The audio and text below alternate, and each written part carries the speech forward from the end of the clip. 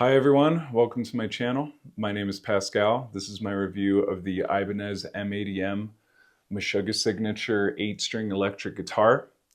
This is my first gear review. I intend on doing more of these. Subscribe if you like the video. My channel is going to be gear reviews, guitar covers, bass covers, original music, and some playthroughs. So stick around if you're interested and subscribe if you'd like to see more. With that said, let's talk about the guitar. This is the Indonesian version of the Ibanez M80M, which is a Japanese Meshuggah signature. I've wanted both of these guitars since they were first announced, probably, I don't know, maybe like 10 years ago. This guitar is a dream come true for me. I'm very happy with this instrument. I do believe Ibanez has pretty gnarly quality control issues with their Indonesian guitars. This one is fantastic. It's set up perfectly. It doesn't have any issues. The fretwork is great. The setup I got from Sweetwater was, I think, very helpful. It arrived very well set up out of the box. I didn't have to do very much with it. These retail for about $1,400. I paid a little bit less for mine thanks to my Sweetwater rep, Andy Rice. Andy, you're the fucking man, and I appreciate you, so thank you for the hookup. I can't tell you how much I appreciate this guitar. So I'll play some clips so you can hear how it sounds distorted and you can hear some clean tones. Then we'll come back, we'll talk about specs, and I'll share my thoughts on the instrument.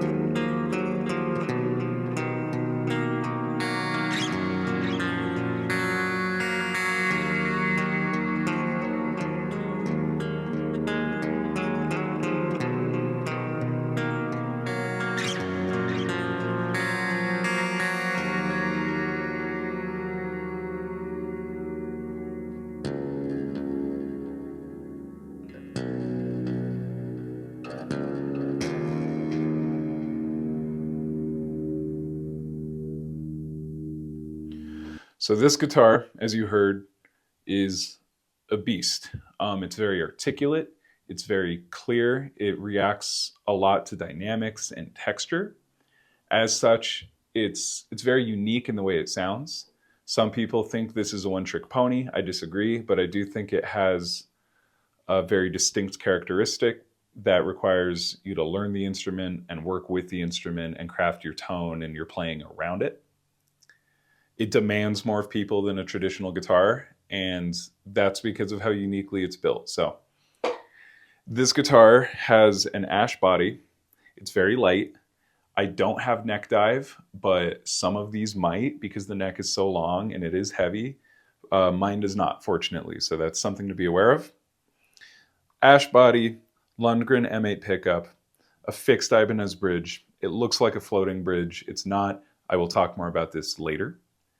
Nickel frets, they're jumbo nickel frets, dark rosewood fretboard, 5-piece maple, and I believe Wenge neck. Locking nut, I think these are just Ibanez tuners. I intend to swap these out with nicer tuners eventually. And it's a bolt-on, not a neck through or anything like that. The finish is an open pore satin black. It's not a stain, it is satin. As you can see, mine is starting to gloss from play. I think that's cool and it gives it character. Some people don't like that, so I don't know, just be aware of it. Like I said, this guitar plays exceptionally well. Mine has insanely low action. I actually raised it just because it was so low it was uncomfortable for me, which I never thought was something that would ever happen, but here we are. So because of the scale length and the materials and the pickup, this guitar is very bright. It's very articulate for low tunings. It allows you to have thinner strings for low tunings because of the massive scale length. Right now it has a 65 gauge on the 8th string, which is very thin for the F that it's tuned to, but it intonates incredibly well. It holds pitch very well. It's very comfortable to play. I like it a lot. I play bass in the band Source, so I'm used to big strings and long scale lengths, and so this feels very comfortable to me. For people who aren't used to extended range instruments, it might be hard to play, but this feels great to me. So yeah, I don't really have any criticism of this guitar except for one thing, and that is the bridge. This is a needlessly complicated system, I think, for a fixed bridge. It is very stable. It holds tuning very well, and that I appreciate, but I think that could be accomplished with different tuners and a hip shot. So the thing about this bridge that's very strange is that it's like a hybrid of a Ibanez floating bridge and a fixed bridge. So this does float. It is being pulled by these strings. However, it's anchored in with a bolt. And because of this, it's a pain in the ass to string. You have to cut the ball ends off.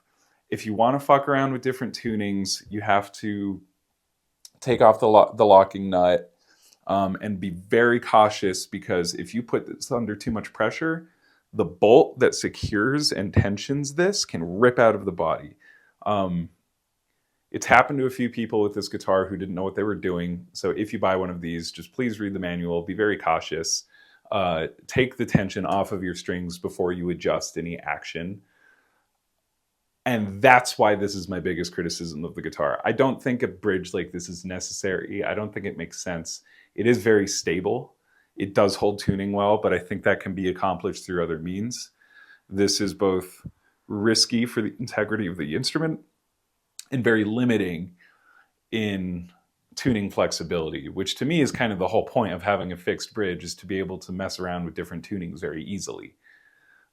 That said, if you know what you're getting into, it's not a problem. It's just, if I could spec this differently, that's something I would do differently. But overall, very happy with the guitar.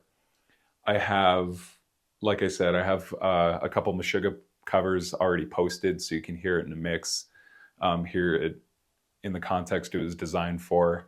Once I knock out some more Meshuggah covers, I'm going to switch this to drop C sharp and use it to write some original music, which I'm very excited for. It's a wonderful instrument. I highly recommend it. Just be aware that it has its challenges. It demands a lot from the player.